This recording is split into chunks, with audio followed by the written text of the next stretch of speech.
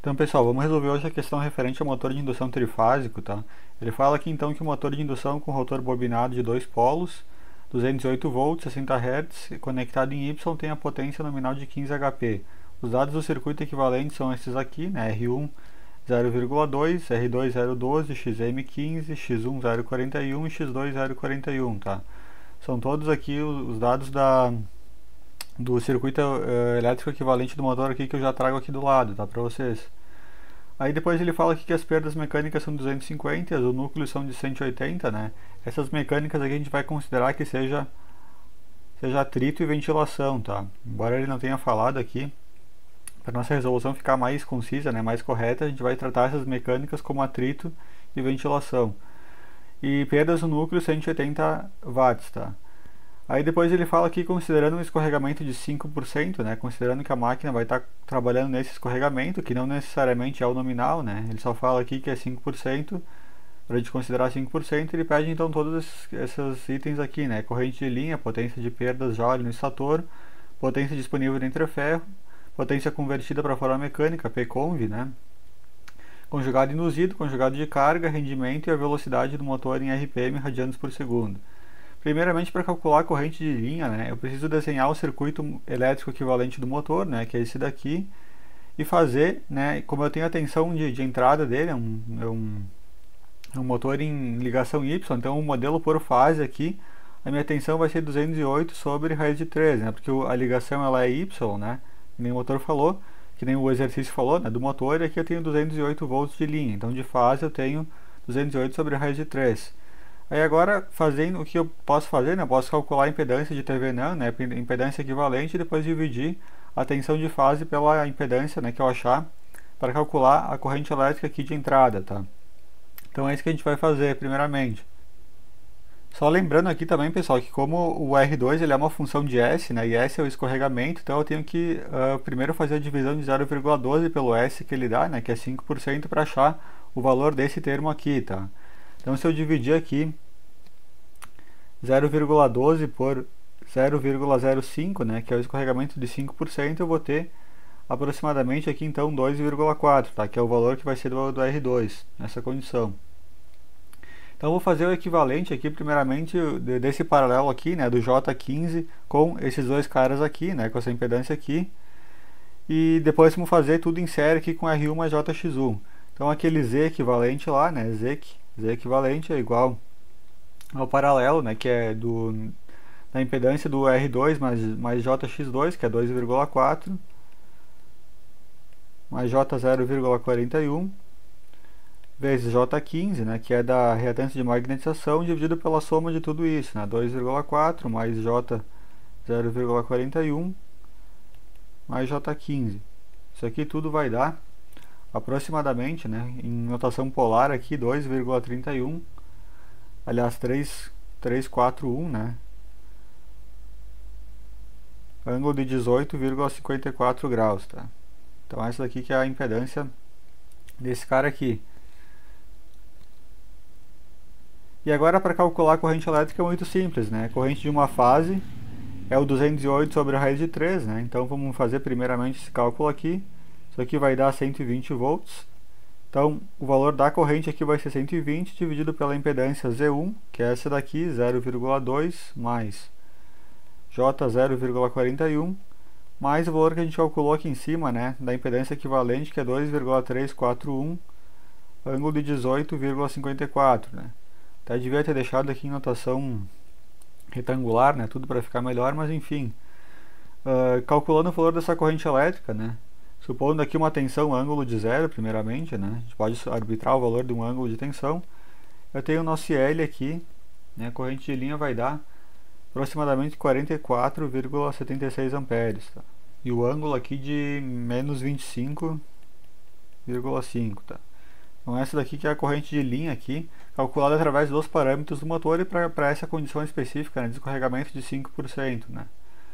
Então, embora ele dê aqui a potência nominal do motor aqui, né, ele fala que 15 HP é a tensão, mas para mim calcular a corrente, né, como não, esse 5% aqui, ele talvez não seja o escorregamento nominal aqui do motor, então eu tenho que calcular olhando para o circuito elétrico equivalente, né, e chegar nesse valor aqui, tá? Essa é a corrente elétrica para esse escorregamento dado, tá?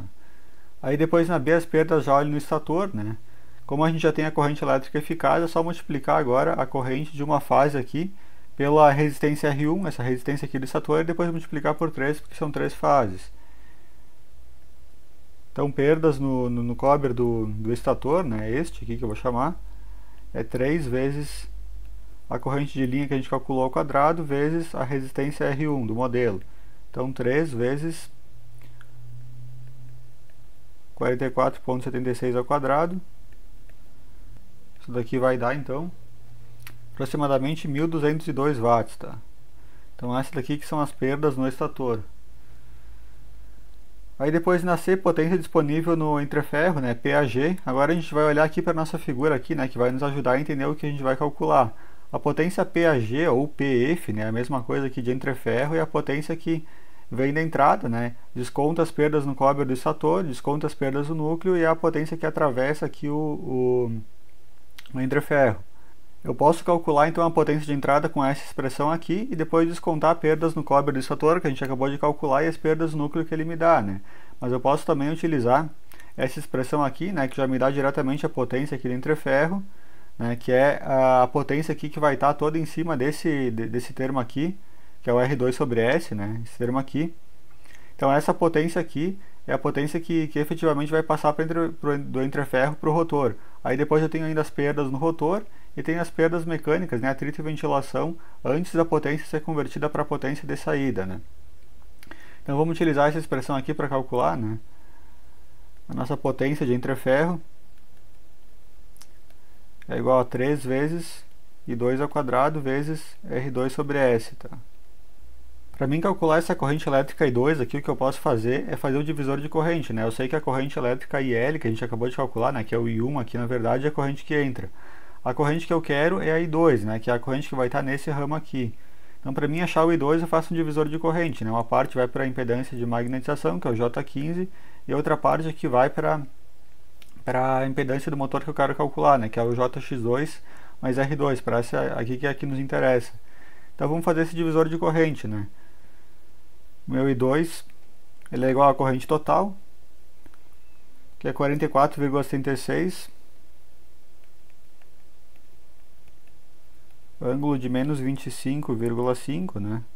Vezes a impedância que eu não quero, né, que é o J15, dividido pela impedância total, que é J15 mais J041 mais 2,4, tá?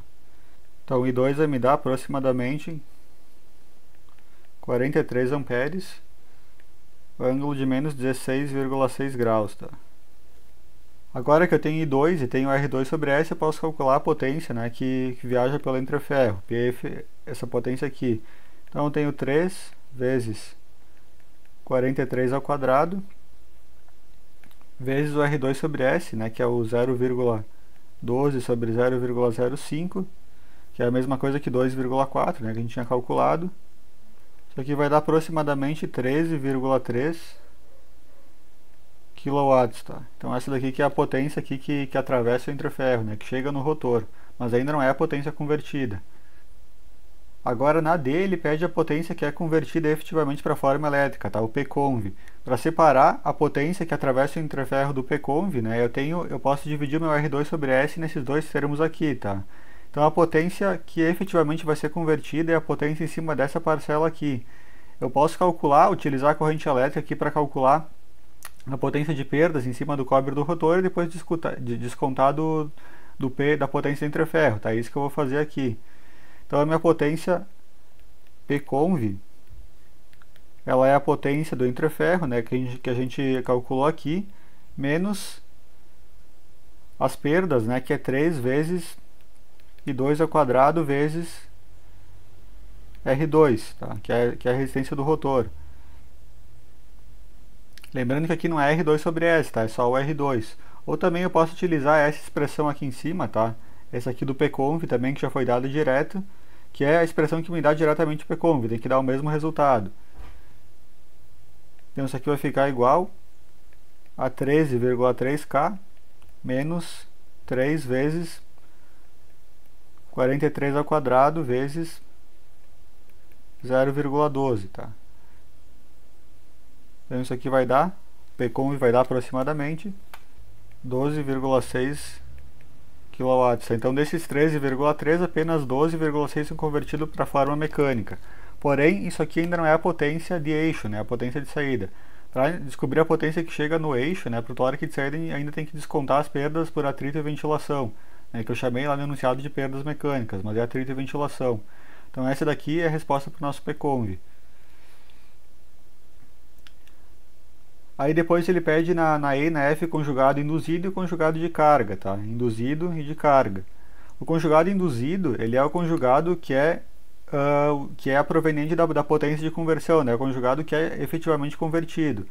E o conjugado de carga, o conjugado de saída é esse daqui, tá? Que aí a gente vai ter que descontar então as perdas por atrito e ventilação e também suplementares, mas nesse caso a gente não tem suplementares, né? Essas aqui são zero e essas aqui são dadas no enunciado aqui exatamente como 250 watts, tá? Então eu tenho 250 aqui e tenho que descontar. Então para mim calcular o torque induzido é só a gente usar o Pconv que a gente já calculou, né?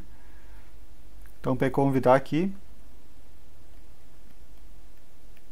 Em termos de potência mecânica, né, o torque induzido, ou torque eletromagnético, vezes a velocidade mecânica, né?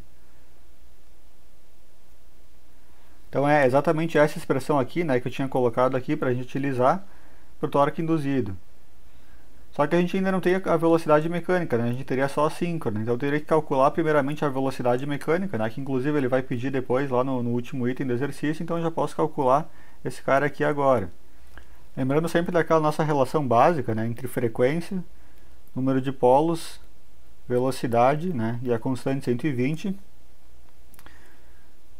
Eu tenho que a nossa velocidade n, ela vai ser 120, né, vezes a frequência, que é 60, dividido pelo número de polos aqui, que é 2.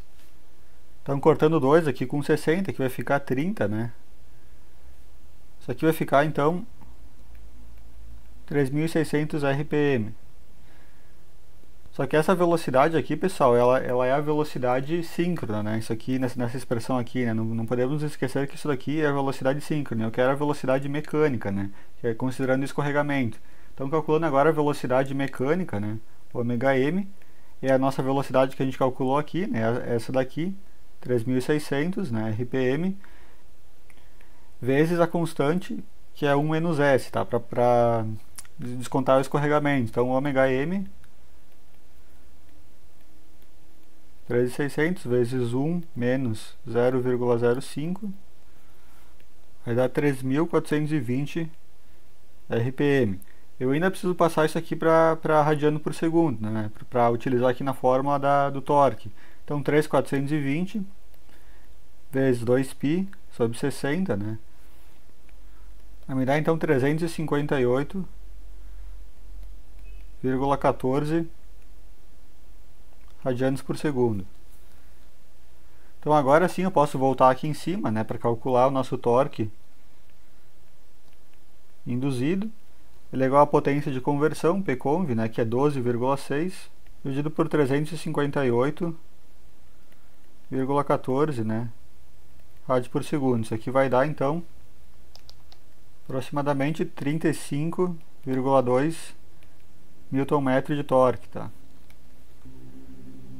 Então esse é o torque que é induzido, né, no motor. Ainda não é o torque na saída, tem que descontar as perdas. Agora, para encontrar o torque de carga, né, esse torque aqui na saída que ele pede no penúltimo item, eu tenho que encontrar primeiramente a potência de saída, que é só eu pegar o Pconv aqui, né, a potência de saída então ela é o nosso Pconv menos as perdas por atrito e ventilação. Que lá ele chamou de perdas mecânicas, né, mas nesse caso aqui é atrito e ventilação. Então isso daqui vai dar 12,6K, né, menos 0,25K, né, já deixando tudo em kilowatts aqui, né, que é os 250 watts aqui, tem igual a 12,35 kW, tá? Essa aqui então que é a potência que vai ter efetivamente na saída. Agora para encontrar o torque de carga, né, o tal de carga, eu divido os 12,35 pela velocidade mecânica, que é 358,14.